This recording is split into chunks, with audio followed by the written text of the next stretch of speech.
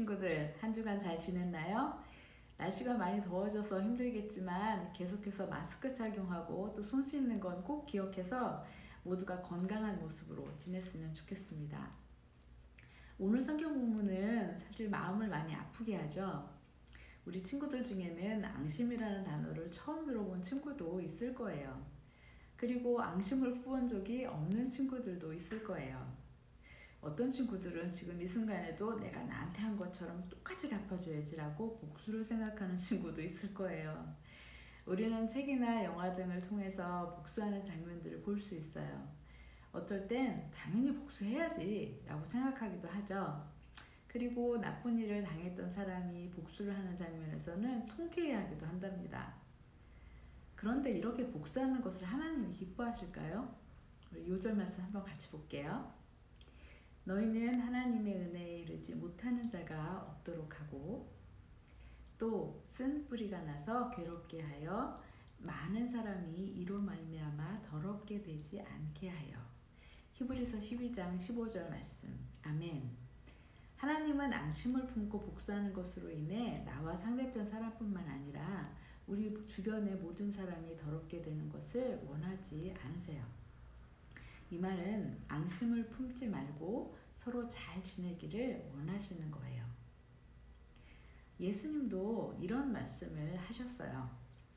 마태복음 5장 23절 24절에 나오는 말씀인데요. 그러므로 예물을 제단에 드리려다가 거기서 내 형제에게 원망 들을 만한 일이 있는 것이 생각나거든 예물을 제단 앞에 두고 먼저 가서 형제와 화목하고 그 후에 와서 예물을 드리라. 예배드리기 전에 사람들과 먼저 사이좋게 지내고 다시 와서 예배를 드리라고 하신 거예요. 이만큼 내 주변 사람들과 사이좋게 화평하게 지내는 것은 아주 중요하답니다. 하지만 기억할 것이 있는데요. 내가 잘못하지도 않았는데 나를 힘들게 하는 사람에게는 내가 왜 힘든지 말해줘야 돼요. 그리고 나에게 그렇게 하는 것을 난 좋아하지 않아요 라고 알려줘야 해요. 만약 그런데도 계속 친구를 힘들게 하면 부모님이나 선생님에게 도움을 요청하세요. 내 말을 들어주지 않는다고 내 마음속에 혼내줘야지라고 앙심을 품는 것은 하나님이 기뻐하지 않거든요. 우리에겐 무엇보다 우리의 고민을 가장 잘 아시는 예수님이 계시잖아요. 그리고 예수님은 우리의 고민을 들어주실 분이세요. 우리도 화가 날 수 있지만 화를 참고 앙심을 품지 않는 것은 하나님이 그렇게 하라고 하셨기 때문이에요. 그리고 하나님의 자녀인 우리는 하나님의 말씀을 듣는 것이 맞고요. 다윗처럼 하나님께 기도하며 나아가면 하나님이 아이도벨의 계획을 무너뜨리신 것처럼 우리가 하나님께 기도할 때 우리를 도와주실 거예요.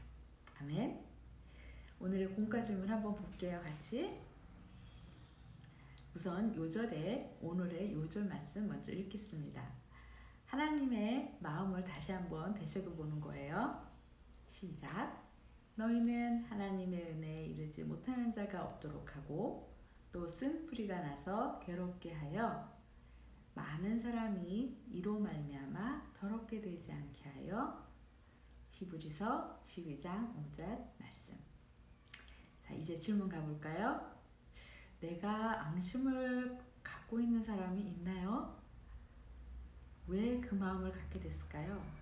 한번 적어보세요. 두 번째, 왜 앙심을 내 마음에서 없애야 할까요? 어떻게 앙심을 내 마음에서 없앨 수 있을까요? 자, 이제 예수님께 솔직히 고백하며 도움을 요청하는 기도를 적어보세요. 함께 기도할게요. 하나님, 제가 용서하기 힘든 사람이 있지만 하나님이 말씀하셨기 때문에 앙심 품지 않고 예수님께 도움을 구하겠습니다. 또 부모님과 선생님에게 도움을 요청할 수 있게 용기 주세요. 예수님의 이름으로 기도했습니다. 아멘.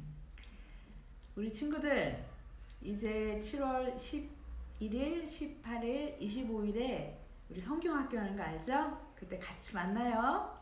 이번 한 주도 승리하세요.